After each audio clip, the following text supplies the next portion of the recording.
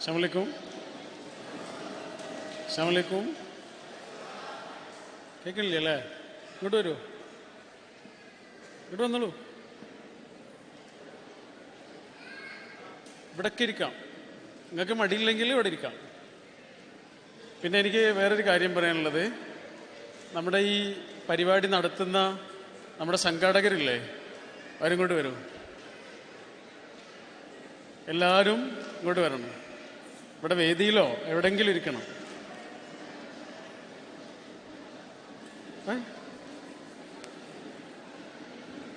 സംഘാടകര് ഇവിടെ വന്നിട്ട് എവിടെയെങ്കിലും ഇരിക്കണം, വേദിയിലോ കസേരയിലോ.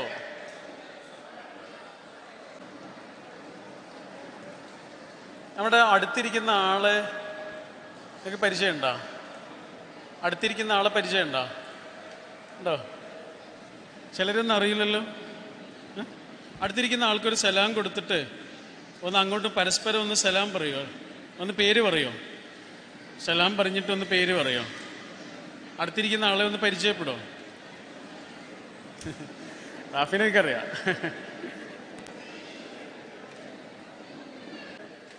നമ്മുടെ അടുത്തിരിക്കുന്ന ആള് നേരത്തെ നമ്മുടെ അടുത്ത് തന്നെ ഇരിക്കുന്നുണ്ടായിരുന്നു. ഇപ്പൊ നമ്മൾ എന്താ ചെയ്തതെന്നറിയോ? നമ്മൾ അയാളെ ഒന്ന് ശ്രദ്ധിച്ചു, ഇത്ര ചെയ്തിട്ടുള്ളൂ. ഒന്ന് ശ്രദ്ധിച്ചപ്പോൾ സന്തോഷമുണ്ടായി. നമ്മുടെ കൂടെയുള്ള മനുഷ്യന്മാരെ കൂടെ ഇങ്ങനെ ഉണ്ടായതുകൊണ്ട് കാര്യമൊന്നുമില്ല, നമ്മളവരെ ശ്രദ്ധിക്കുന്നത് കൊണ്ടേ കാര്യമുള്ളൂ. അതുകൊണ്ടാണ് ചില കുടുംബങ്ങളിൽ നിന്നൊക്കെ ഇങ്ങനെ കേൾക്കുന്നതേ, ഞാനിങ്ങനെ ഒരാൾ ഇവിടെ ഉണ്ട് എന്നുള്ള കാര്യം പോലും നിങ്ങൾ മറന്നുപോയില്ലേ എന്ന്. പക്ഷെ അയാളവിടെ ഉണ്ട്, പക്ഷെ ഇയാളതൊക്കെ ഇങ്ങനെ മറന്ന് പോവാ. തിരക്കുകളാണ്. നമ്മളെ തൊട്ടടുത്ത് ഉള്ളൊരു മനുഷ്യന് എന്താണ് ആവശ്യം എന്ന് പോലും നമ്മൾ അന്വേഷിക്കണില്ല. ഓരോ മനുഷ്യനും ഓരോ തരത്തിലുള്ള ആവശ്യങ്ങളുണ്ട്. കുറെ സൗകര്യങ്ങളൊന്നും ഉണ്ടായിട്ട് കാര്യമില്ല മനുഷ്യന്. വലിയ ഫോണും വലിയ വീടും ഒന്നും ഉണ്ടായിട്ട് കാര്യമില്ല. മനുഷ്യന്മാർക്ക് കൂടെയുള്ള മനുഷ്യനിൽ നിന്ന് സ്നേഹം കിട്ടണം. അതിനെന്താ വേണ്ടത്? ഒരു മനുഷ്യനെ അയാളുടെ കണ്ണുകൊണ്ട് ഇങ്ങനെ കാണണം. ഞാനൊരു മനുഷ്യനെ കാണേണ്ടത് എൻ്റെ കണ്ണുകൊണ്ടല്ല, അയാളെ കണ്ണുകൊണ്ട് കൂടിയാണ്. എന്നോട് ഇവിടെ വരാൻ പറഞ്ഞ സമയത്ത് ഞാൻ വന്നിട്ടുണ്ട്, പക്ഷെ പരിപാടി തുടങ്ങിയില്ല. ഞാനിപ്പോഴാണ് പരിപാടിയിൽ പ്രസംഗിക്കുന്നത്. എനിക്ക് സംഘാടകരോട് ചെറിയ ദേഷ്യമൊക്കെ വരാൻ തുടങ്ങി. പക്ഷെ പിന്നെ ഞാൻ ആലോചിച്ചു, അവരെ കണ്ടുകൊണ്ടൊന്ന് കണ്ടൂടെ കാര്യത്തെ? അവരെത്രയോ കാലത്തിന് ശേഷം ഒരു വലിയ ഗാദറിങ് ഉണ്ടാക്കിയതാണ്. ചിലപ്പോൾ സമയമൊക്കെ അവരുടെ കയ്യിൽ നിന്ന് പോവും. നമ്മളോട് പറഞ്ഞ സമയത്ത് ചിലപ്പോൾ തുടങ്ങാൻ പറ്റിയെന്നൊന്നും വന്നില്ല. അങ്ങനെ സംഭവിക്കൂല, ചിലപ്പോൾ പറ്റിയില്ല എന്ന് വരും. അവരെ കണ്ടുകൊണ്ട് അവരെ കാണാൻ നോക്കിയപ്പോൾ എനിക്ക് അവരോട് ദേഷ്യമില്ലാതായി. ഒരു മനുഷ്യനെ അയാളുടെ കണ്ണുകൊണ്ടൊന്ന് കാണാൻ ശ്രമിച്ചാൽ മതി, പിന്നെ ദേഷ്യം ഉണ്ടാവില്ല എന്ന് മാത്രമല്ല, മനുഷ്യന്മാരോട് സ്നേഹം ഉണ്ടാവുക. സാധാരണ പറയാറുണ്ട്, രാജ്യം നഷ്ടപ്പെട്ടു പോയ ഒരു രാജാവിനും കളിപ്പാട്ടം നഷ്ടപ്പെട്ടു പോയ ചെറിയൊരു കുട്ടിക്കും ഏകദേശം ഒരേ ദുഃഖമാണ്. എൻ്റെ ആ പൊട്ടിയ കാറിൻ്റെ ടയർ ആലോചിച്ചിട്ടാണോ ഇങ്ങനെയൊക്കെ കരയണത് എന്നൊക്കെ നമുക്ക് ചോദിക്കാം. പക്ഷെ അവനത് പൊട്ടിയ കാറിൻ്റെ ടയറൊന്നല്ല, അവനതൊരു വലിയ നിധിയാണ് എന്ന് നമുക്ക് മനസ്സിലാകണമെങ്കിൽ ആ ചെറിയ കുട്ടിയുടെ കണ്ണ് കൊണ്ട് ആ കുട്ടിയെ കാണണം. ഇതാണ് ഒരു മനുഷ്യൻ്റെ കണ്ണുകൊണ്ട് അയാളെ കാണാന്ന് പറയുന്നത്. ഇംഗ്ലീഷിൽ എമ്പതറ്റിക് എന്നൊക്കെ പറയും. എമ്പതറ്റിക്കായിട്ട് മനുഷ്യനെ കാണാം. 15 വയസ്സായൊരു മകന് അല്ലെങ്കിൽ 16 വയസ്സായൊരു മകള്, ആ കുട്ടിയുടെ മുഖത്തൊരു കറുത്ത പുള്ളി വരിക എന്ന് പറഞ്ഞാൽ, അല്ലെങ്കിൽ മുടി കൊഴിഞ്ഞു പോകുക എന്ന് പറഞ്ഞാൽ, അതാ ഒന്നും ആ കുട്ടിക്ക് ചെറിയൊരു കാര്യമേ അല്ല, അത് വലിയ കാര്യമാണ് ആ കുട്ടിക്ക്. ഇത്രയും ചെറിയൊരു കാര്യത്തിനാണോ ഇങ്ങനെയൊക്കെ കരയണമെന്നൊക്കെ നമുക്ക് ചോദിക്കാം. പക്ഷെ 15 വയസ്സായൊരു കുട്ടിയുടെ കണ്ണുകൊണ്ട് ആ കുട്ടിയെ കാണണം, അപ്പോഴേ നമുക്ക് ആ കുട്ടിയെ മനസ്സിലാവുള്ളൂ. ഇതാണ് ഒരു മനുഷ്യനെ അയാളുടെ കണ്ണുകൊണ്ട് കാണുക എന്ന് പറയുന്നത്. നമ്മുടെ വീട്ടിലൊരു 4-5 ആളൊക്കെ അല്ലേ ഉള്ളൂ, അല്ലേ? ഏറി വന്നാൽ ഇപ്പം ഇങ്ങനെ കുറഞ്ഞു വരികയാണല്ലോ ആളുകൾ. ഈ 4-5 ആളുകൾ സന്തോഷത്തോടു കൂടി ജീവിക്കണം. അതിന് നല്ല സമയമാണ് നമ്മൾ കൊടുക്കേണ്ടതെങ്കിൽ അത്, ആ മനുഷ്യരുടെ ജീവിതത്തിൽ ആശ്വാസമാണ് വേണ്ടതെങ്കിൽ അത്, ആ മനുഷ്യരിങ്ങനെ തോറ്റു നിൽക്കുന്ന സമയത്ത് ആ മനുഷ്യർക്ക് പിന്തുണയാണ് വേണ്ടതെങ്കിൽ അതിനാണ് കുടുംബക്കാരുള്ളത്. അതിനാണ് ഈ വീട്ടിൽ കുറച്ച് ആളുകളെ പഠിച്ചു തന്നിട്ടുള്ളത്. ഒരു മനുഷ്യന് നമുക്ക് ഈ ലോകത്ത് കൊടുക്കാവുന്ന ഏറ്റവും നല്ല സമ്മാനം എന്താണെന്നറിയോ നിങ്ങൾ? നമ്മുടെ നല്ല സമയമാണ്. ചിലപ്പോൾ 5 മിനിറ്റ് മതിയാവുന്നേ. എത്ര മതിയാവും? ഭർത്താവ് ഗൾഫിലും ഭാര്യ നാട്ടിലും ആയിരിക്കും. പക്ഷെ എല്ലാ തിരക്കിനിടയിലും ഒരു 5 മിനിറ്റ് നേരം അവളെ വിളിക്കാൻ വേണ്ടി സമയം കണ്ടെത്തുന്നു. ആ 5 മിനിറ്റിൽ പ്രത്യേകിച്ച് പുതിയ കാര്യങ്ങളൊന്നും ഉണ്ടാവില്ല. എല്ലാ ദിവസവും ഒന്നു തന്നെ ആയിരിക്കും. പക്ഷെ ആ 5 മിനിറ്റ് ഉണ്ടല്ല, ആ പെണ്ണിന് ശ്വാസമാണ്. ആ 5 മിനിറ്റ് എങ്ങാണ്ട് നഷ്ടപ്പെട്ടാൽ ആ പെണ്ണിന് ശ്വാസം വിങ്ങലുമായിരിക്കും. ആ ശ്വാസമാണ് ആ 5 മിനിറ്റ്. അതിനെങ്കിലും നമ്മൾ സമയം കണ്ടെത്തുന്നുണ്ടെങ്കിലുണ്ടല്ലോ, നമ്മുടെ ബന്ധങ്ങളോട് കാണിക്കുന്ന ഉദാസീനമായ അക്രമമാണത്. മനുഷ്യർക്കൊക്കെ വേണ്ടത് അതാണ്. അതുകൊണ്ടാണ് ഇംഗ്ലീഷിൽ സാന്നിധ്യത്തിനും സമ്മാനത്തിനും ഒരേ വേർഡാ പറയാ, അല്ലേ? എന്താ പറയാ? പ്രസന്റ് എന്ന് പറയാം. ഒരാൾക്ക് എന്തെങ്കിലും ഒരു സമ്മാനം കൊടുക്കുന്നതിന് പ്രസന്റ് കൊടുക്കുക എന്നാ പറയാ. ഒരാൾ ഇവിടെ ഇങ്ങനെ ഉണ്ടാവുക എന്നുള്ളതിന് പ്രസന്റ് ആവുക എന്നാ പറയാ. സമ്മാനത്തിനും സാന്നിധ്യത്തിനും ഒരേ വേർഡാണ്. അതിന്റെ കാരണം എന്താണെന്നറിയോ നിങ്ങൾ? ഒരു മനുഷ്യന് കൊടുക്കാവുന്ന ഏറ്റവും നല്ല സമ്മാനം എന്താണെന്നറിയോ? നമ്മുടെ സാന്നിധ്യമാണ്. ഞങ്ങളുടെ മോന് 10 വയസ്സായി. ഈ പകല് സമയം നമ്മളിങ്ങനെ ഓരോ തിരക്കിലൊക്കെ എടുക്കും. രാത്രിയാണ് എഴുതാനും വായിക്കാനൊക്കെ ഉള്ള സമയത്ത് അതിനുവേണ്ടി ചെലവഴിക്കുക കുറച്ചൊക്കെ. അങ്ങനെ ഞങ്ങൾ ഭക്ഷണമൊക്കെ കഴിച്ചു കഴിഞ്ഞിട്ട് മൂപ്പര് ഉറങ്ങാൻ വേണ്ടി ഇങ്ങനെ വരും. നേരെ നമ്മുടെ അടുത്ത് വരും. അപ്പം എന്തെങ്കിലും പണിയൊക്കെ ആണെങ്കിൽ അവൻ വന്നിട്ട് പറയും, അബ്ബാ എൻ്റെ കൂടെ കുറച്ച് നേരം ഒന്ന് കിടക്കുമോ? കുറച്ച് നേരം കിടന്നാൽ മതി, അപ്പോഴേക്കും ഞാൻ ഉറങ്ങിക്കോളാം. ശരിയാണ്, കുറച്ച് നേരം കിടക്കുമ്പോഴേക്കും അവൻ ഉറങ്ങും. പക്ഷേ നമ്മൾ പറയും, മോൻ പോയി കിടന്നു, അബ്ബ കുറച്ച് കഴിഞ്ഞിട്ട് വരാം, തിരക്കിലാണ് എന്നൊക്കെ പറയും. അവനറിയാം നമ്മൾ വരുമല്ലോ എന്ന്. അവൻ നേരെ പോയി കിടക്കും. നമ്മുടെ ജോലിയൊക്കെ കഴിഞ്ഞ് നമ്മൾ ചെന്ന് നോക്കുമ്പോഴേക്ക് അവൻ ഉറങ്ങിപ്പോയിട്ടുണ്ടാവും. ഇപ്പം ഞാനങ്ങനെ പറയാറില്ല അവനോട്. അവൻ എപ്പോഴാണോ വന്ന് വിളിക്കണത് ഞാൻ അപ്പം അവൻ്റെ കൂടെ പോകും. കാരണം എന്താണെന്നറിയാം, ഞാനൊരു കാര്യം ചിന്തിക്കാൻ തുടങ്ങി. കുറേ കാലം കഴിഞ്ഞിട്ടേ നമ്മൾ ഈ ആഘോഷങ്ങളൊക്കെ അവസാനിക്കും, അല്ലേ? ഈ തിരക്കൊക്കെ അവസാനിക്കും. ആഘോഷങ്ങൾക്കൊക്കെ ഒരു പ്രശ്നമുണ്ട്. ആഘോഷങ്ങൾക്കൊരു പിറ്റേന്നുണ്ട്. അന്ന് ആഘോഷം ഉണ്ടാവില്ല എന്നുള്ളതാണ് ആ പ്രശ്നം. കല്യാണത്തിനൊക്കെ ഒരു പ്രശ്നമുണ്ട്. കല്യാണത്തിനൊരു പിറ്റേന്നുണ്ട്. അന്നവിടെ ബിരിയാണി ഒന്നും ഉണ്ടാവില്ല. അന്നിങ്ങനെ പന്തല കഴിച്ചു കൊണ്ടുപോകുന്നത് കാണാം, ചെമ്പൊക്കെ എടുത്തുകൊണ്ടുപോകുന്നത് കാണാം. കല്യാണത്തിനൊരു പിറ്റേന്നുള്ളത് പോലെ, ആഘോഷത്തിനൊരു പിറ്റേന്നുള്ളത് പോലെ ഈ തിരക്കിനൊക്കെ ഒരു പിറ്റേന്നുണ്ട്. അന്ന് ആരും ഉണ്ടാവില്ല. ആ വീട്ടിലുള്ള 4-5 ആൾ മാത്രമേ ഉണ്ടാവുള്ളൂ. അങ്ങനെ എൻ്റെ തിരക്കുകളൊക്കെ കഴിഞ്ഞിട്ട് എൻ്റെ പ്രായാധിക്യത്തിൻ്റെ സമയത്ത്, വൃദ്ധനാകുന്ന സമയത്ത് ഞാൻ ഭക്ഷണമൊക്കെ കഴിച്ചിട്ട് ഇങ്ങനെ അവൻ്റെ അടുത്തേക്ക് വരും. എൻ്റെ മോനപ്പം നല്ല തിരക്കിലിരിക്കും. അപ്പം ഞാൻ അവനോട് പറയാം, മോനെ കുറച്ച് നേരം അബ്ബൻ്റെ കൂടെ ഒന്ന് കിടക്കൂടാ, കുറച്ച് നേരം കിടന്നാൽ മതി, അപ്പോഴേക്ക് അബ്ബ ഉറങ്ങും എന്ന് ഞാൻ അവനോട് അന്ന് പറയുമ്പോഴേ അവനെനിക്ക് അന്ന് തരേണ്ട ഒരു മറുപടി ഉണ്ട്. ആ മറുപടി ഞാൻ അവന് ഇന്ന് കൊടുക്കണം. അതാണ് പ്രസന്റ് എന്ന് പറഞ്ഞത്. കൊടുത്തതന്നെ ഇങ്ങോട്ട് കിട്ടുള്ളൂ, കൊടുക്കാത്തതൊന്നും കിട്ടില്ല. അതുകൊണ്ട് നമ്മുടെ ഈ മനസ്സിങ്ങനെ നമ്മൾ ഈ കൊളുത്തിയിട്ട ഓരോ ബന്ധങ്ങളുണ്ടല്ലോ, ഇതാണ് ഈ ജീവിതത്തിൽ ഏറ്റവും വലിയ ഭാഗ്യം എന്ന് പറയുന്നത്. അതുകൊണ്ട് നമ്മുടെ വീട്ടിലുള്ള 4-5 ആള്, ആ ആളുകൾ സന്തോഷിക്കണം, നമ്മുടെ സാന്നിധ്യം കൊണ്ട് സന്തോഷിക്കണം. എല്ലാ തിരക്കിനിടയിൽ അവർക്ക് സമയം കണ്ടെത്തണം. അതുകൊണ്ടാണ് സംഘാടകരോട് കൂടെ വരണം എന്ന് പറഞ്ഞത്. അതിനാണ് ഫാമിലി മീറ്റ് വെച്ചത്. നമ്മൾ സംഘടനാ മീറ്റിംഗ് അല്ലത്. നമ്മുടെ തിരക്കിനിടയിൽ നമ്മുടെ വീട്ടിലുള്ള 4-5 ആളുകൾ മറന്നു പോകരുത്. നിങ്ങൾ എത്ര വലിയ രാഷ്ട്രീയ പ്രവർത്തകർ, സാമൂഹ്യ പ്രവർത്തകരായിക്കോട്ടെ, നിങ്ങളെ കുടുംബത്തിന് കൊടുക്കേണ്ട ഒരു 4-5 മിനിറ്റ് ഉണ്ട്. ആ 4-5 മിനിറ്റ് ആണെങ്കിൽ ആ 4-5 മിനിറ്റ് അത് കൊടുത്തിരിക്കണം. ഇല്ലെങ്കിൽ എന്താണെന്നറിയോ, നേരത്തെ പറഞ്ഞില്ലേ, ആഘോഷങ്ങളുടെ ഒക്കെ പിറ്റേന്നേ അവരെ ഉണ്ടാവുള്ളൂ. അവർക്ക് വേണ്ടിയും കുറച്ച് സമയം വീതിച്ചിട്ടില്ലെങ്കിൽ അതിൻ്റേതായ എല്ലാ ആഘാതങ്ങളും നമ്മുടെ വീടിലും അതിൻ്റെ പരിസരങ്ങളിലും നമ്മളിങ്ങനെ അനുഭവിക്കും. അങ്ങനെ മനുഷ്യന്മാർക്ക് സ്നേഹം കിട്ടണം. വേറെ എന്തിനേക്കാളും പ്രധാനമാണ് മനുഷ്യനത്. അത് ആരിൽ നിന്ന് കിട്ടണം? നമ്മൾ ആരിൽ നിന്നാണോ ആഗ്രഹിക്കുന്നത് അവരിൽ നിന്ന് കിട്ടണം. ആരുടെ അടുത്തുനിന്നെങ്കിലും കിട്ടിയിട്ട് കാര്യമില്ല. നല്ല സ്നേഹം മനുഷ്യർക്ക് കിട്ടിയിട്ടില്ലെങ്കിൽ കിട്ടുന്ന സ്നേഹം മനുഷ്യർ ആസ്വദിക്കാൻ തുടങ്ങും. പിന്നുണ്ടാകുന്ന അപകടങ്ങളൊക്കെ നമുക്കറിയാമല്ലോ.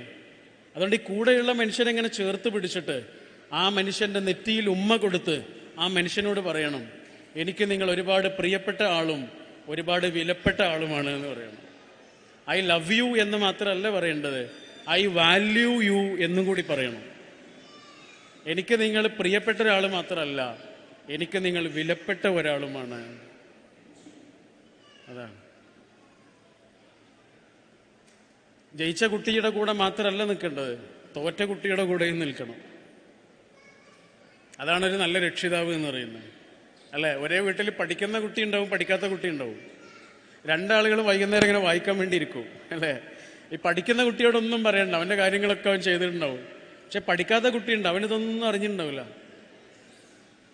അവൻ്റെ ബാഗ് പോലും തുറന്നിട്ടുണ്ടാവില്ല. ഈ രണ്ടാളുടെ അടുത്തേക്ക് ഉമ്മാൻ്റെ ഒരു വരവുണ്ട്, ഒരു എൻട്രി ഉണ്ട് ഉമ്മാൻ്റെ, അല്ലേ? ഈ ഉമ്മ ഈ പഠിക്കാത്ത കുട്ടിയോട് എങ്ങനെ പെരുമാറുന്നു എന്നുള്ളതാണ് പ്രധാനം.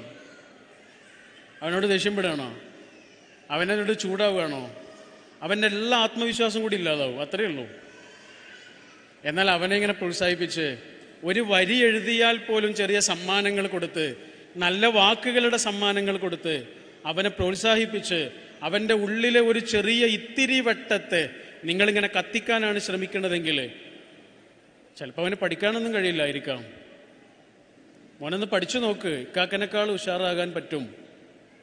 ടീച്ചർമാർക്കൊക്കെ മോനെക്കുറിച്ച് നല്ല അഭിപ്രായമായിരിക്കും, നല്ല സമ്മാനങ്ങളൊക്കെ കിട്ടും, വലിയ ജോലിയൊക്കെ കിട്ടും എന്നൊക്കെ പറഞ്ഞ് അവനെങ്ങനെ പ്രോത്സാഹിപ്പിക്കുകയാണ് നിങ്ങൾ ചെയ്യുന്നതെങ്കിൽ ചിലപ്പോൾ അതൊന്നും കിട്ടിയില്ല എന്ന് വരും, ചിലപ്പോൾ അവന് പഠിക്കാനൊന്നും കഴിയില്ല എന്ന് വരും. പക്ഷേ അവസാന കാലത്തും അവൻ നിങ്ങളുടെ കൂടെ ഉണ്ടാവും. അവസാന നേരത്ത് ICUവിൽ കിടക്കുന്ന സമയത്തും ആ പഠിച്ച കുട്ടി നിങ്ങൾക്ക് പൈസയൊക്കെ അയച്ചു തരും. പക്ഷെ ആ പഠിക്കാത്ത കുട്ടി ഉണ്ടല്ലോ, ICUയുടെ പുറത്തുണ്ടാവും, അവൻ തൂക്കുപാത്രത്തിൽ കഞ്ഞിയുമായി കരഞ്ഞിരിക്കുന്നുണ്ടാവും, ഈ ഉമ്മാനെയും വാപ്പാനെയും കാത്ത്. ഇതാണ് തോറ്റ കുട്ടിയോട് നമ്മൾ എങ്ങനെ പെരുമാറിയിട്ടുണ്ട് എന്നുള്ളതും പ്രധാനമാണ്. ഡിവോഴ്സായിട്ടാണ് മകൾ വന്നത്, ആ മകളുടെ തോളിൽ ഇങ്ങനെ തട്ടിയിട്ട് പറയണം, സാരല്ലടിയും. ഇതിൻ്റെ പേരാണ് വാപ്പയും ഉമ്മയും എന്ന് പറയുന്നത്, അല്ലേ? ആ വാപ്പയും ഉമ്മയും ജീവിച്ചിരിക്കുന്ന കാലമാണ് നമ്മുടെ ജീവിതത്തിലെ ഏറ്റവും നല്ല കാലം എന്ന് നമ്മൾ അറിയണം. അതെപ്പോൾ അറിയണം? അവർ ജീവിച്ചിരിക്കുമ്പോൾ തന്നെ അറിയണം. കുറച്ച് ദിവസങ്ങൾക്ക് മുമ്പ് എൻ്റെ ഒരു സുഹൃത്ത് എന്നോട് ചോദിച്ചേ, ജീവിതത്തിൽ ഏറ്റവും സങ്കടപ്പെട്ടത് നിമിഷം ഏതായിരുന്നു എന്ന് ചോദിച്ചു. ഏറ്റവും കൂടുതൽ വേദനിച്ചത് എപ്പോഴാണ്? അപ്പോൾ ഞാനിങ്ങനെ ആലോചിച്ചു അത് എപ്പോഴായിരുന്നു. കുറച്ച് നേരം ആലോചിച്ചപ്പോഴേക്കും എനിക്ക് മനസ്സിലായി അത് അങ്ങനെ ഒരു നിമിഷമുണ്ട്. എൻ്റെ ഉപ്പ മരിക്കണത് 2015 എൻ്റെ ഉമ്മ മരിച്ചത് 2013. എൻ്റെ ഉപ്പ 2015 മരിച്ച് 3-4 മാസങ്ങൾ കഴിഞ്ഞു. അപ്പോൾ എന്തൊരു കാര്യത്തിന് വേണ്ടിയിട്ട് ഇങ്ങനെ നമ്മൾ വാട്സാപ്പിലെ കോണ്ടാക്റ്റ് ഇങ്ങനെ നോക്കുന്നതായിരുന്നു. ആ ഉപ്പാൻ്റെ നമ്പറിൽ ഒരു വാട്സാപ്പ് ആരോ എടുത്തിട്ടുണ്ട്.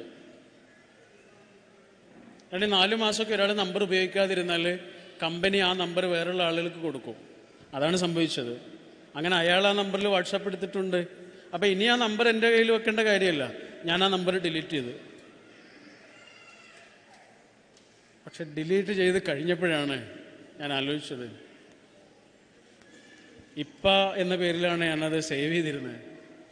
ആ നമ്പറിൽ നിന്നേ 1000കണക്കിന് കോള് വന്നിട്ടുണ്ട് എനിക്ക്. പക്ഷെ ഇനി അങ്ങനെ ഒരു കോള് വരില്ല. ആ നമ്പർ പോലും എൻ്റെ ഫോണിൽ ഇല്ലാതായി. ആ ശൂന്യതയുടെ നിമിഷമാണ് ശരിക്കും എൻ്റെ ഉള്ളിൽ ഞാൻ കരഞ്ഞത്. നമ്മൾ ഈ ഇലയൊക്കെ ഇങ്ങനെ വീണ് കിടക്കുന്ന കണ്ടില്ലേ നിങ്ങൾ? അപ്പം ഇല മാത്രമല്ല ഉണ്ടാവുക, ഇലയുടെ കൂടെ ചെറിയൊരു തണ്ടുണ്ടാവും. ആ തണ്ടിൻ്റെ അടയാളം എന്താണെന്നറിയോ? ആ തണ്ടിൻ്റെ അർത്ഥം എന്താണെന്നറിയോ? അത് എവിടുന്നോ പൊട്ടി വീണതാണെന്നാണ്. അതുകൊണ്ടാണ് ചെറിയൊരു തണ്ടുണ്ടായത്.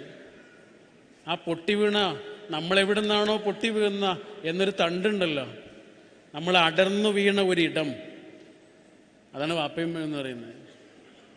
അവിടെ ഉള്ള കാലത്ത് സ്നേഹിച്ചോളൂ. ഉമ്മ അസ്സലാമു അലൈക്കും എന്ന് പറഞ്ഞിട്ട് വീട്ടിലേക്ക് ഇങ്ങനെ കയറി ചെല്ലുന്ന സമയമാണ് ഈ ജീവിതത്തിൽ ഏറ്റവും നല്ല സമയം. എന്ന് അവർ ജീവിച്ചിരിക്കുന്ന കാലത്ത് തിരിച്ചറിയുക എന്നുള്ളതാണ്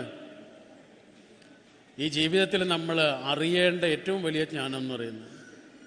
ഉപ്പ ഉമ്മ തുടങ്ങിയ നമ്മുടെ സ്നേഹബന്ധങ്ങളെ, പ്രിയപ്പെട്ടവരെ ഇങ്ങനെ ചേർത്ത് പിടിക്കണം. ഹബീബായ റസൂൽ സല്ലല്ലാഹു അലൈഹി വസല്ലമയുടെ വളരെ പ്രിയപ്പെട്ട ഒരു സഹാബി ഉണ്ടായിരുന്നു. അദ്ദേഹത്തിൻ്റെ പേര് അബ്ദുല്ലാഹിബിൻ അബ്ബാസ് എന്നാണ്. നമുക്ക് പരിചയമുള്ളൊരു പേരാണ്.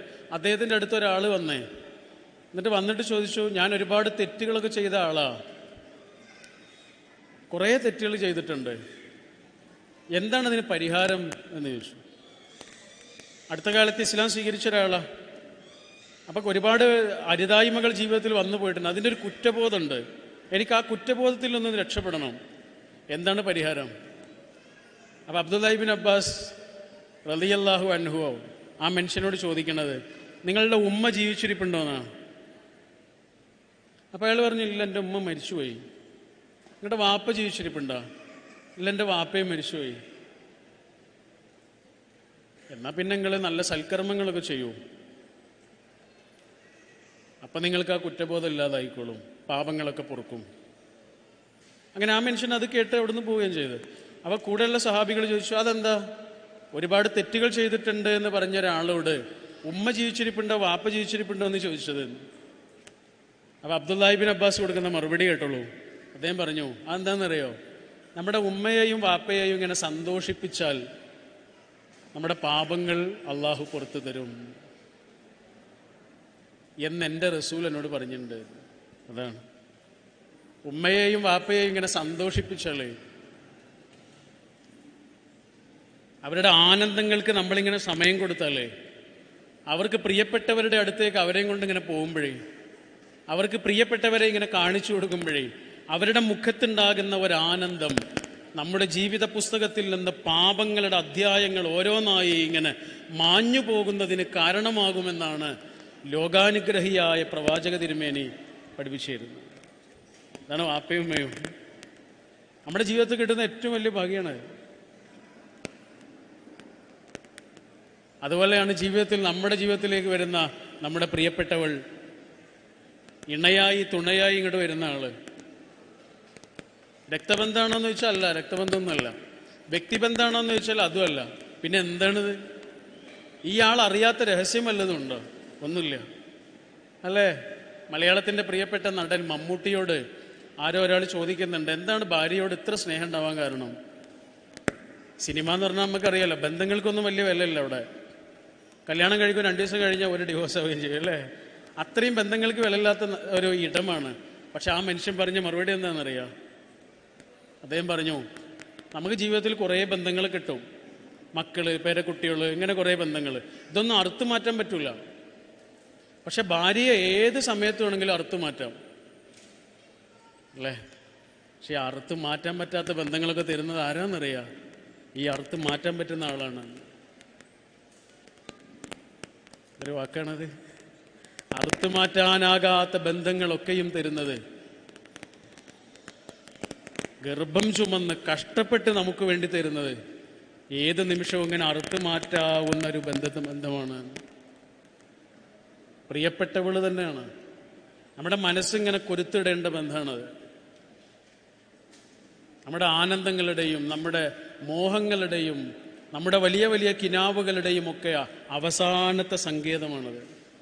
ഞാൻ ഈ തൊപ്പിയിടാനൊരു കാരണമുണ്ട്. എൻ്റെ തലയുടെ ഈ ഭാഗത്ത് നല്ലൊരു മുറിവുണ്ട്.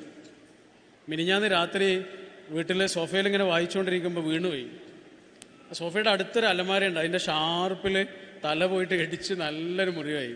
അപ്പോൾ ഞാൻ മാത്രമേ വീട്ടിലുണ്ടായിരുന്നുള്ളൂ. അവൾ അവളുടെ വീട്ടിലായിരുന്നു. പിറ്റേ ദിവസം ഞാൻ അവളോട് ഇങ്ങനെ കാണിച്ചു കൊടുത്തു മുറിവ്. എന്തു പറ്റി?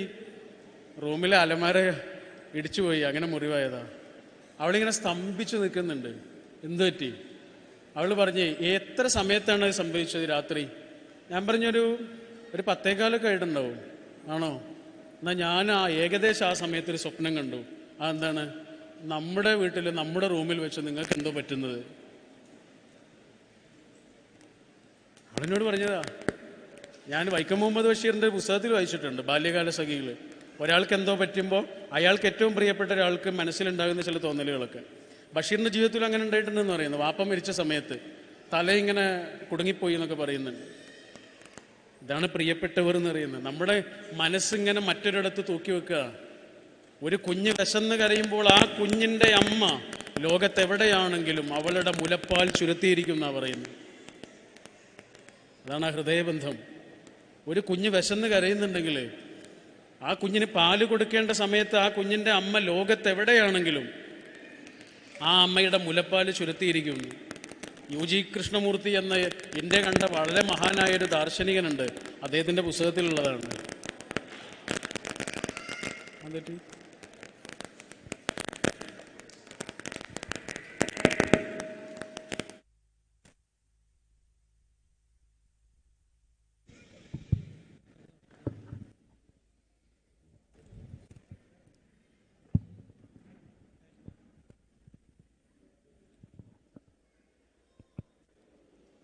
അപ്പോൾ പറഞ്ഞു വന്നത് ഇത്രയാണ്, ബന്ധങ്ങൾക്ക് വലിയ വിലയുണ്ട് എന്ന്, വലിയ വാല്യൂ ഉണ്ട് എന്ന് നമ്മൾ തിരിച്ചറിയണം.